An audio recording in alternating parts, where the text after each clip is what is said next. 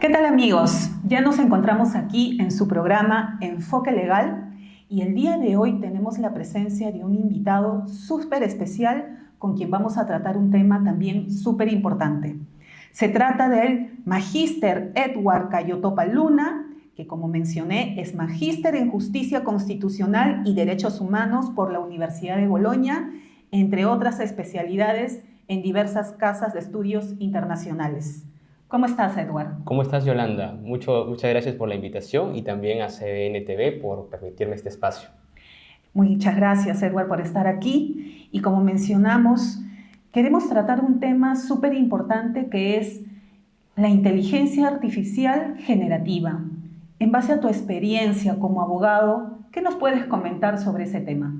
Gracias por la pregunta. Es un tema muy amplio. Sobre todo hay que tener presente que la Corte Constitucional Colombiana, hace pocas semanas, ha emitido la primera publicación de la primera sentencia sobre inteligencia artificial generativa. Cuando me refiero a inteligencia artificial generativa, me estoy refiriendo básicamente a lo que es el uso de lo que es chatbox y, en principio, ya que mencioné el caso de la Corte Constitucional Colombiana, acerca de ChatGPT. El ChatGPT básicamente es un tipo de inteligencia artificial que utiliza lo que se le conoce como los Large Language Models, ¿no? Que son básicamente lenguajes de gran tamaño, ¿no? Y a través de una serie masiva de datos puede generarse finalmente texto coherente y aproximativo para predecir un texto muy cercano con la realidad humana. Correcto, muy bien. Y dime, bueno, me estás hablando sobre por ahí un sistema judicial internacional donde ya vienen aplicando este tema de la inteligencia artificial. ¿Qué otras experiencias has podido observar sobre este asunto? En principio, hay unas... O sea, a ver, para comentar y precisar, ¿no? Porque en Colombia han querido utilizar, digámoslo así, una provocación de un juez que finalmente lo llamo provocación por la sencilla razón que fue un juez, digamos, para entenderlo, juez de circuito o de segundo grado de apelación, que decidió un caso sobre un menor, ¿no? Que tenía básicamente trastorno de la personalidad autista, y este menor, su madre, obviamente, lo que quería era justamente eximirse del cobro de cuotas o de pagos moderadores, ¿no? Y porque estaba en una situación de pobreza extrema, lo que necesitaba era que se exima a una entidad privada, es decir, una entidad privada que brinda servicio público, a diferencia de, digamos, de la IPS acá, o sea, una AFP podremos llamarlo, Correcto. para que le dé la posibilidad de, tanto a nivel de transporte para las consultas con la IPS y otros médicos, y también para el tema de la sección de las cuotas moderadoras, se ha eximido, ¿no? O sea, era una madre que recurría al sistema judicial colombiano justamente para ver de algunos beneficios para su hijito que tenía una determinada condición. ¿Y qué pasó en ese caso? ¿Por qué lo llamo provocación? Porque es un caso reiterado en la justicia colombiana. O sea, saben que mediante una acción de tutela se le va a dar sí o sí a estos tepas a una persona que se encuentra en un nivel, digamos, de pobreza extrema y además vulnerabilidad se le va a dar. Entonces eran casos, digamos, donde se puede decir hay ya una decisión jurisprudencial establecida. Correcto. Entonces el juez de apelación, sin venir al caso, o el juez de circuito, lo que hace es, dice, yo voy a decir este caso a favor, porque era un caso, como te señalo, de decisiones reiterativas. Ya había jurisprudencia que iba en ese camino. Pero él lo que hace es, aparte de decidir el caso, él lo que él plantea 5 preguntas a ChatGPT. Y le dice, ChatGPT tiene la posibilidad, entre las 5 que te menciona, ¿no? Las preguntas que menciona, tiene la posibilidad de que un niño con trastorno de la personalidad autista reciba la excepción de cuotas moderadoras en el sistema colombiano. Y obviamente, a partir de esas preguntas, el juez como que dice, confirma la decisión que ya había tomado. O sea, no había en este caso necesidad de usar ChatGPT porque el juez ya lo había establecido, ya en una línea jurisprudencial establecida, la decisión fue exclusivamente de un ser humano, en este caso del juez, pero el juez hace la provocación. Mira. En el caso peruano, hay una sentencia inclusive anterior a esta sentencia, digamos, provocadora de este juez colombiano, ¿no? Correcto. Y se dio en un caso de familia.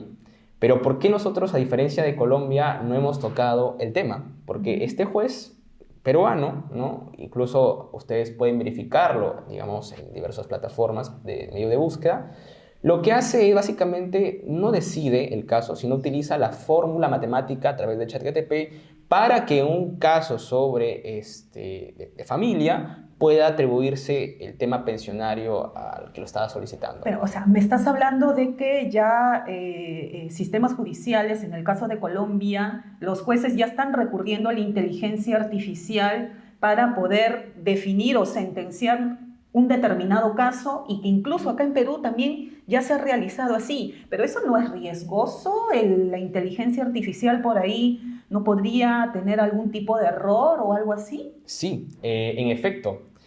Ahora, el 75%, sobre todo, digamos, a partir de una investigación en Estados Unidos, de DAL, ¿no?, de la Universidad de Harvard, refiere que el 75% de errores se pueden verificar a través de preguntas realizadas al ChatGPT en el caso de sistemas legales estadounidenses, sobre todo, ¿no? Correcto. Te comento que adicionalmente, lo menciona también la Corte Constitucional Colombiana, ya han existido casos donde, por ejemplo, han sancionado a los abogados por utilizar este tipo de ChatGPT, ¿no?, para fundamentar sus alegatos.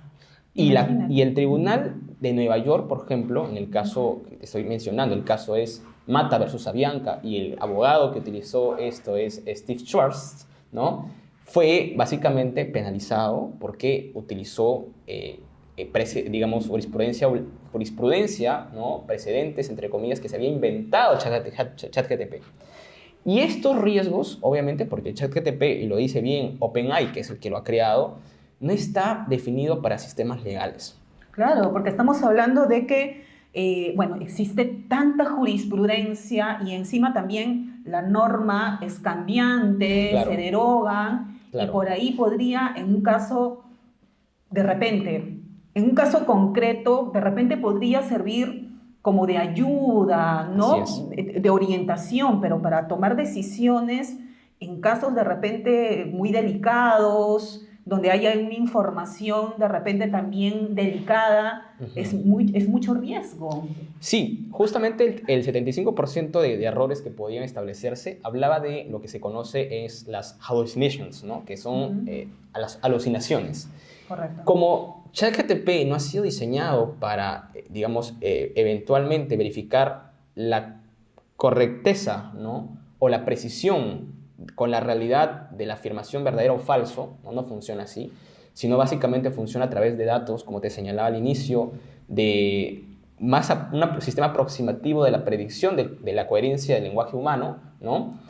No se propone identificar la verdad o falsedad de los hechos, se puede inventar, y a esto se conoce como alucinaciones. Ah, muy bien, ¿no? Okay. Y estas alucinaciones son frecuentes, como te señalaba, y hay investigaciones que señalaban un 75%. En este caso de Steve Schwartz, por ejemplo, utilizó el common law, es un sistema de precedentes, es decir, el juez tú lo convences con los precedentes de la corte, a diferencia de lo que tenemos el civil law. Entonces, como se basan en precedentes, lo que quiso verificar es el sistema de daños que tenía su patrocinado, en ese caso el señor Mata, para eventualmente cobrar una indemnización, ¿no? Okay. Y de los 6 casos que presentó, 5 eran hallucinations inventadas por ChatGPT. Claro. Entonces, lo que han hecho allá, digamos, en el caso estadounidense, es, porque ya no solamente es el caso estadounidense que pasó con el caso más famoso, como te señalo, es el caso Mata versus Avianca, pero también han existido otros casos, y por eso es que ya, digamos, se está prohibiendo el ChatGPT. O sea, ya están haciendo un abuso Sí. de la inteligencia artificial, Sí, y sobre todo por estos errores que sí, están saltando a la vista. En Estados Unidos, sobre todo, se habla a partir de, digamos, hay una directiva que propuso el gobierno de Biden el año pasado ya, pero sobre todo en el caso de la Corte Suprema estadounidense, ¿no?, de tratar de, sobre todo, que se transparente cuándo se utiliza, incluso se habla de marca de sello de agua, cuando la información tenga usada ChatGPT u otra alternativa, porque no solamente es un nombre comercial, pueden haber varios chatbots, para que se identifique cuándo se utiliza inteligencia artificial o no. Adicionalmente, por ejemplo, el Congreso estadounidense, en el caso de Copilot, que es básicamente de Microsoft, ha prohibido que se utilice inteligencia artificial ya pusieron para los que se encargan de situaciones digamos, trabajadores del Congreso, ¿no? Correcto. Entonces, por esas alucinaciones, por este riesgo. Pero yo quería comentarte, a partir de la experiencia colombiana y también lo que vi, justamente porque una de las cosas que hace, digamos, la sentencia colombiana es hacer un mandato digamos, al sistema, digamos, colombiano, judicial, donde les exige que en 4 meses hagan un informe o por lo menos una adaptación para que los jueces se comiencen a adaptar para cuándo se utiliza ChatGPT de forma correcta, digamos, ¿no? Muy bien. Y lo que precisó esta información que he recabado de esta oficina, digamos, de la Corte Superior de Colombia, ¿no? Es que, sobre todo de la Escuela Bonilla, ¿no? Para ser más preciso, es que ellos hicieron una encuesta y gran cantidad de jueces en Colombia venían usando subrepticiamente ChatGPT para sus decisiones judiciales. Otra cosa es que no lo transparentan. Correcto. Y dime, o sea, vemos que, como tú dices, ¿no? Lo están utilizando ya de una manera desmedida y por el cual están generando errores. ¿Por qué crees tú o por qué es que los jueces están utilizando esta plataforma, este sistema? ¿Por qué utilizan la inteligencia artificial y no aplicarla como siempre lo han hecho, ¿no? Con la evaluación, con el análisis. ¿Cuál es el motivo? ¿A qué quieren llegar al utilizar esta inteligencia artificial? Bueno, no soy yo el que lo dice, sino hay un, digamos, comunicador también y abogado, Bob Ambrogi, ¿no? Que es el que más o menos ha recabado estas situaciones en Estados Unidos. Hablaba de jueces perezosos, ¿no? De jueces que de repente no quieren, o por la carga procesal también, necesitan justamente inmediatez al asunto, porque claro, digámoslo así, también es consciente de la Corte Constitucional Colombiana y todas las, digamos, los sistemas Orión, entre otros, que pueden existir para casos de temas judiciales, de que, por ejemplo, para ayudarte a buscar un caso, ¿no? Lo que te puede demorar pues un ser humano semanas, ¿no? Digamos, hacerte un informe detallado. En cambio, ChatGPT, recabar información, hacerte resúmenes, te lo puede hacer en cuestión de segundos. No, claro, para emitir una sentencia en realidad se demoran meses. Entonces, claro, entonces lo que hizo la Corte Constitucional Colombiana al momento de analizar ese caso, que te digo es una provocación más que, ¿no? Y justamente es el tema bonito, interesante aquí es si era el momento adecuado, ¿no? Porque en el caso colombiano, sobre todo, esta discusión se tuvo mucho. El reglamento interno de la Corte Constitucional de Colombia, digamos, a diferencia nuestro, plantea una suerte de certiorari, ¿no? Y esta certiorari, si lo quieren, digamos, en el sistema americano, muy cercano al sistema americano, y hace una sala de selección. La sala de selección compuesta generalmente de 2 magistrados, ¿no? Esta sala de selección verifica al mes, ¿no? Según el reglamento, digamos, interno de la Corte Constitucional Colombiana, el artículo 55, te habla justamente de la posibilidad de que en discrecionalidad pueden decidir elegir o no casos para que sean admitidos a la Corte Constitucional Colombiana.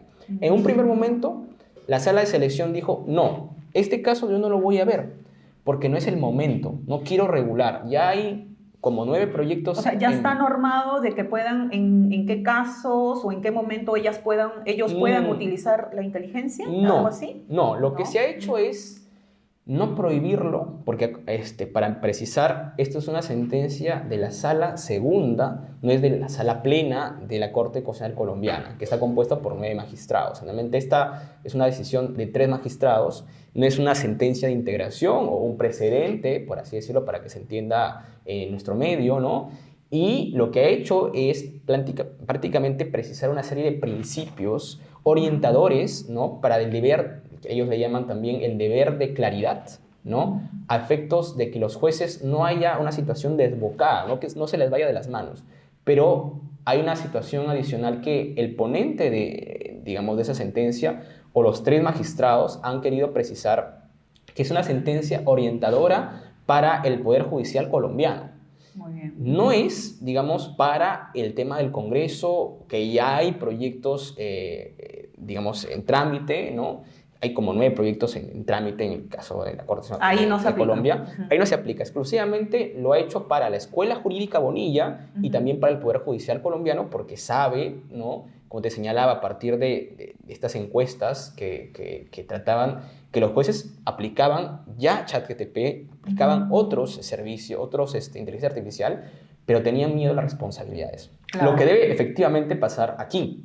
Claro, pues claro, es mucho riesgo y sobre todo por el tema de los errores, de que puedan en las sentencias emitirse una decisión que no es la correcta y encima la decisión no la tomó el mismo juez, sino la tomó un sistema, la inteligencia artificial, ¿no? Lo que se ve, Yolanda, es que al menos en la región, ¿no? Y la Corte Constitucional Colombiana lo precisa bien, que ahí vería 2 tendencias, ¿no? Unos países que más que todo quieren hacer el ámbito de la regulación, ¿no? Y los otros que crean básicamente tribunales especializados, ¿no? Para justamente verificar las responsabilidades frente a estos temas, ¿no? Recordemos, y otra cosa adicional, es que tanto estos países están mirando mucho lo que es el reglamento AI de la Unión Europea, que básicamente ha sido implementado, está siendo vigente a partir de junio de 2024, el 13 de junio de 2024. Entonces, lo que está verificándose es mucha influencia de estos principios de la Unión Europea y también aquí, digamos, sobre todo al caso, digamos, latinoamericano, ¿no? Ya, quieren aplicarlo acá en nuestro sistema. Entonces, por ejemplo, cuando nosotros le remitimos a lo que es la lectura de esta sentencia, se ve, por ejemplo, mucho el soft law, que básicamente no son normas imperativas a nivel internacional, pero sí, por ejemplo, se ve mucha influencia de la Unión Europea, ¿no? Más que del sistema, digamos, del cúmulo estadounidense, que podemos verificar también a partir de esta directiva de Biden, ¿no? Entonces, porque el sistema, sobre todo europeo, se basa en un sistema basado en riesgos, ¿no? Donde el artículo 6, digamos, de este reglamento de la Unión Europea lo que hace es justamente evidenciar que es un riesgo muy alto el tema de la administración de justicia, claro, ¿no? Y también, obviamente, los temas de reconocimiento facial de personas en el ámbito penal. Claro. Entonces, lo que hace, por ejemplo, que es una influencia, digamos, de fuerte situación para el contexto latinoamericano, pero también hay una situación que quiero rescatar, que ya la OCDE también ha hecho precisiones al respecto, ¿no? Y eso lo rescata mucho la Corte Constitucional Colombiana y también la UNESCO, ¿no? La UNESCO en este año lo que ha hecho es decirle todos los países, perdón, la ONU en este año lo que ha hecho es decirle a todos los países que no utilicen sistemas de inteligencia artificial que sean o que vulneren derechos fundamentales, ¿no? Claro, por supuesto. Edward, qué interesante todo este tema de la inteligencia artificial, porque cada vez se viene aplicando en muchas situaciones, sí, pero sí resulta de mucha preocupación, ¿no? Y efectivamente, digamos, las autoridades que por ahí regulan o aplican este sistema, como son los jueces, ya lo vemos que se han aplicado en el sistema colombiano, mencionas que se ha aplicado acá en Perú y que de verdad muchos, como abogada yo, lo desconocía por completo y que resulta de mucha preocupación por los errores justamente que se puedan generar y que no se, digamos, sentencie de una manera correcta. Yo te agradezco por esta entrevista y espero de verdad, no sé, nos queda corto el tiempo de que de repente pueda haber una segunda entrevista para ampliar un poco el tema porque es muy importante. Gracias, Yolanda. Sí, en principio, como ves, es una herramienta que se está aplicando muchísimo y la inteligencia artificial no solamente es un ámbito del tema judicial, tiene también avances y desafíos. Recientemente, hace 27 de agosto, ha salido la posibilidad, por ejemplo, a través de un sistema de inteligencia artificial AINU, de poder detectar en una hora, ¿no?